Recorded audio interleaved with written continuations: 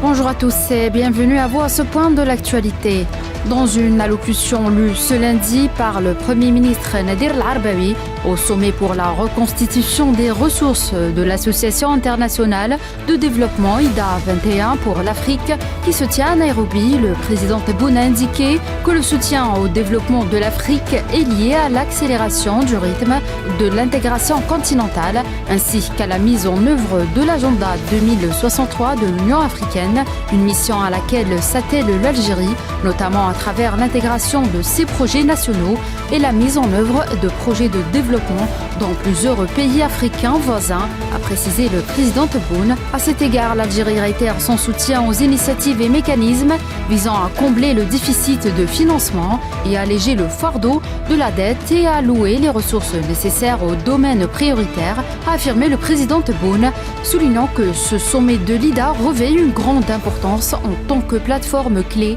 pour soutenir les priorités et les aspirations de la communauté africaine dans le processus de rétablissement de ses ressources. L'Algérie réaffirme le rôle central de l'IDA dans le financement des projets en réservant plus de 70% de ses engagements totaux à l'Afrique. Durant ces 20 dernières années, dans la reconstitution des ressources, l'Algérie poursuit une approche ambitieuse et qualitative dans le processus de reconstitution qui contribue à relever le plafond des ressources tout en tenant compte des besoins des pays emprunteurs, a souligné le président Tebboune. Le ministre des Affaires étrangères, Ahmed Attaf, a mis en avant, lors de sa participation aux travaux de la réunion spéciale du Forum économique mondial, les efforts et l'apport de l'Algérie en matière de sécurité énergétique sur les plans régional et international, soulignant le souci de l'Algérie de s'ériger en partenaire énergétique fiable dans sa région. Le ministre a également rappelé les résultats importants et a couronné les travaux du sommet d'Alger des pays exportateurs de gaz tenu en mars dernier, lequel a attesté que le gaz est un principal axe d'une transition énergétique équitable pour tous, relevant le changement des facteurs géopolitiques qui contrôlent les marchés énergétiques. Depuis 2 ans, le ministre a affirmé que l'établissement par l'Algérie d'un vaste réseau de partenaires dans le domaine de l'énergie ne s'est pas fait au détriment de ses engagements en matière de réduction de l'impact environnemental. Au Moyen-Orient et en Palestine, un romancier palestinien détenu dans les prisons sionistes depuis 2004 a remporté hier le prix international de la fiction arabe, une des récompenses littéraires les plus prestigieuses du monde arabe, ont annoncé les organisateurs. Bassim Khandarji, 41 ans, a remporté le prix pour son roman Masque et la couleur du ciel, qui raconte l'histoire de Nour, un archéologue vivant dans un camp de réfugiés à Ramallah, en Cisjordanie occupée par l'entité sioniste.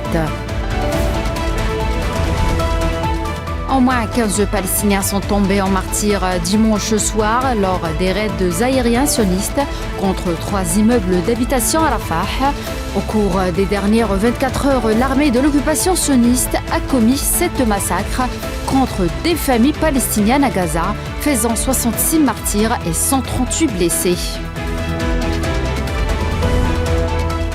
Le Conseil de sécurité de l'ONU se réunira ce lundi en séance privée pour discuter de la situation sécuritaire et humanitaire au Soudan sur fond d'une grave escalade de la violence dans plusieurs régions du pays, en particulier dans la ville d'El-Fashir. Ces derniers jours, plusieurs responsables de l'ONU ont tiré la sonnette d'alarme quant à l'éventualité d'une reprise des combats à grande échelle à El-Fashir et aux conséquences humanitaires qui en résulteraient. Lors de la réunion du lundi, la sous-secrétaire générale pour les affaires humanitaires devrait faire le point sur la situation humanitaire dans la région à la lumière de l'évolution de la situation en matière de sécurité.